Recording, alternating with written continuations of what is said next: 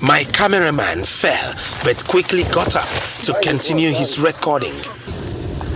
It was just a demonstration of how fire is lit at an illegal refinery site.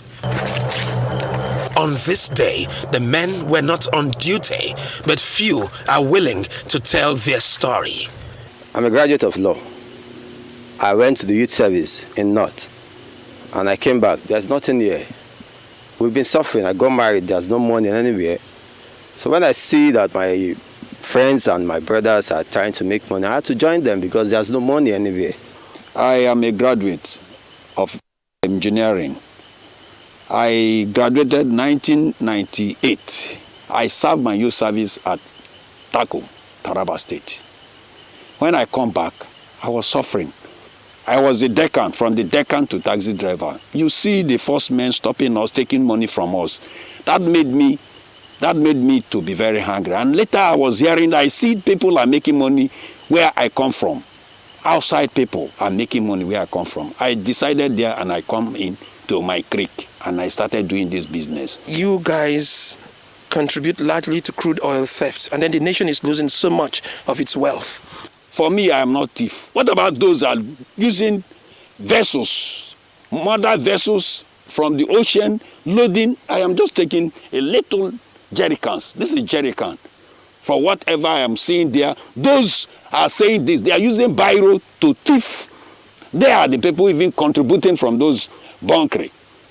This is not bunkering. We are supplying kerosene to the filling station.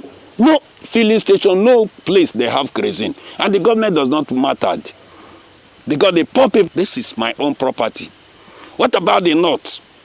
They are doing their gold, doing this. What will they call those people? Okay, those people are not thief. Because when the poor man do, they say thief. But when the rich man do, they call embezzlement. I am not thief. I am a businessman. The conversation continued as we walked down the narrow footpath of the illegal refinery camp. What if the federal government,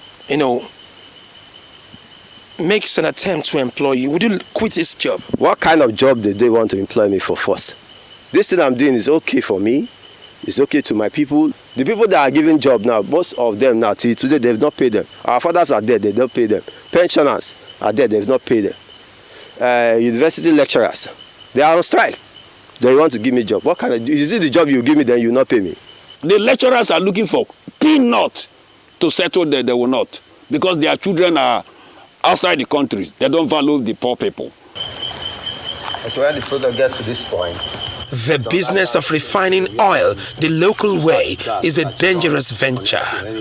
Are you concerned that this work you're doing could consume your life? I know that, but I don't have any choice.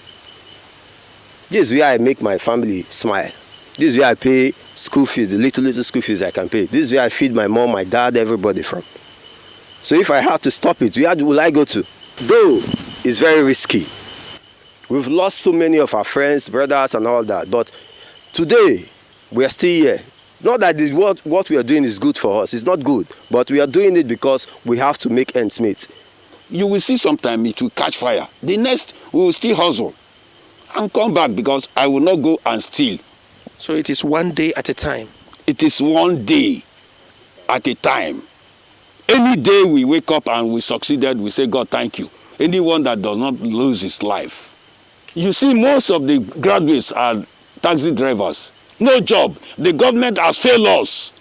They have failed us. We don't care whether we die. Like me, I don't care. Because that is where I survive with my family. Until the government make a genuine provision for we, the Niger Delta people, then we'll quit. You cannot quit and go home and sleep hungry. We'll not go and steal. We'll not go and carry gun to rob. This is the only way. If you're coming here, it's very risky. But somebody will always come here because we don't want the kerosene to come into the site. So somebody will always come and lock here. They demonstrate further how crude oil goes through the heating processes and escape into the designated tanks. The Nigeria government should value we the Niger Delta youth that are involved in this refinery. We have talent. They don't know that Niger Delta boys have talent. We produce kerosene, diesel, fuel, even gas. If you give us the opportunity, we will do more. The whole of Nigeria, you cannot see kerosene to buy. We, the Niger Delta boys, are the one producing kerosene and supplying the filling station. Then they say they want to stop bunkering. How? Are they giving us job? There is no job in this Nigeria. Niger Delta, we are suffering. Since we are suffering, this oil is our own. The only solution to this problem, you have to legalize this bunkering for us. Let us pay tax. Allow us to take the oil and pay tax to the federal government. It is quite revealing at the camp. The men reject the ignoble cognomen of crude oil thieves, but instead seek a space to operate in Nigeria's petroleum industry. At the expense and risk of life and limb, this has become a way of life for many youths of the oil-producing states of the Niger Delta region of Nigeria. Now the federal government has a huge task in its hands. How is it going to end crude oil theft and illegal bunkering in the creeks of the Niger Delta? Now the youths have shown capacity to brew kerosene, petrol, diesel and other products the local way.